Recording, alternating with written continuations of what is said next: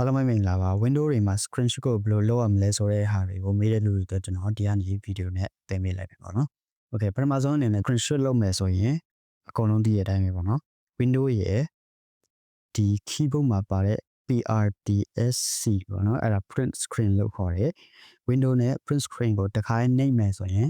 screen လေးကတစ်ခါမိတ်ပြီးတော့ screenshot ရိုက်တာပြီးပါပြီပေါ့နော် picture ကိုသွားပြီးတော့ screenshot နေရာမှာခုနရိုက်ထားတဲ့ဟာကဒီမှာပေါ်လိမ့်မယ်Okay ဆိုတော့ဒီဟာက screenshot ရိုက်နေတစ်မျိုးဆိုတော့နောက်တစ်ခုကကြတော့ Windows တွေတိုင်းမှာအကုန်လုံးပါတယ်အဲ့ဒါ Shift ရဲ့ Windows ရဲ့ S ရဲ့နှိပ်လိုက်မယ်ဆိုရင်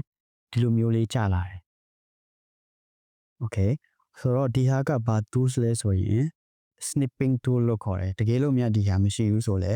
Microsoft Store နေရာမှာ snipping tool ဆိုပြီးတော့ရှာလိုက်ပါပုံမှန်အဖြစ်တော့ Windows မှာတစ်ခါပဲပါတယ်ပေါ့နော်ဒီဟာကတော်တော်လေးကိုသုံးဝင်တယ်အဲ့ဒါဘယ်လိုမျိုးလဲဆိုတော့ကျွန်တော်တို့ပုံကိုလည်းဓာတ်ပုံရိုက်မယ်ဆိုလဲအဆင်မပြေဘူးကျွန်တော်လိုချင်တဲ့ဟာကတစ်စိတ်တစ်ပိုင်းပဲကျွန်တော်တို့ screenshot လုပ်ချင်တယ်ဆိုရင်ဒီနေရာမှာ Shift Windows S ကိုတစ်ခါနှိပ်ပြီးတော့ကျွန်တော်လိုချင်တဲ့အပိုင်းကိုပဲကျွန်တော် quality ပြည့်နေပါတော့ဒီနေရာမှာ capture လုပ်လို့ရတယ်ဒီနေရာမှာကျွန်တော်ပုံတွေလည်း edit လုပ်ရတယ်ဒီအရာကိုကျွန်တော် capture လုပ်လိုက်မယ် capture လုပ်လိုက်မယ်ဆိုရင်ဒီမှာဒီတစ်ခုပဲမှာ quality ပြည့်နေပါတော့ပြီးတော့ဒီ video တွေကို record လုပ်မယ်ဆိုရင်ဒီ snipping tool ပဲသုံးတယ်အဲ့ဒါဘယ်လိုမျိုးလဲဆိုတော့ဒီနေရာမှာ shift windows S ကိုနှိပ်လိုက်ပြီဆိုရင်ဒါဓာတ်ပုံ video ရိုက်မယ်ဆိုလဲဒီမှာ video ဆိုတော့ဒီနေရာမှာ window တစ်ခုလုံးလား rectangle လားဒီ rectangle ကြတော့ခုနလိုမျိုးပဲ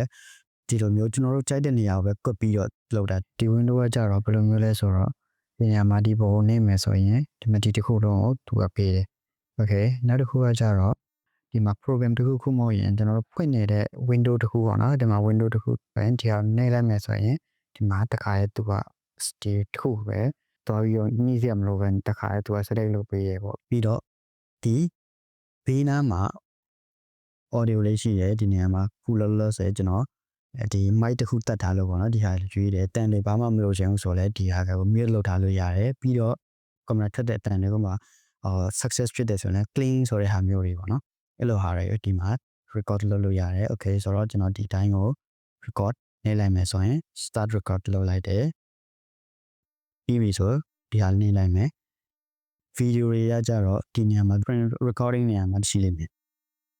Okay ဆိုတော့ screenshot ပဲဖြစ်ဖြစ် video ပဲရိုက်ချင်တယ်ဆိုရင်လည်း Shift Windows S နဲ့တော်တော်များများပေါ့နော်ပြင်ကြည့်တယ်တကယ်တော့များမရဘူးဆိုလဲကျွန်တော် comment ကနေပဲဖြစ်ဖြစ်မေးလို့ရပါတယ်ဆိုတော့အကုန်လုံးဆင်ပြေလိမ့်မယ်လို့ထင်ပါတယ်အကုန်လုံးကျေးဇူးပါ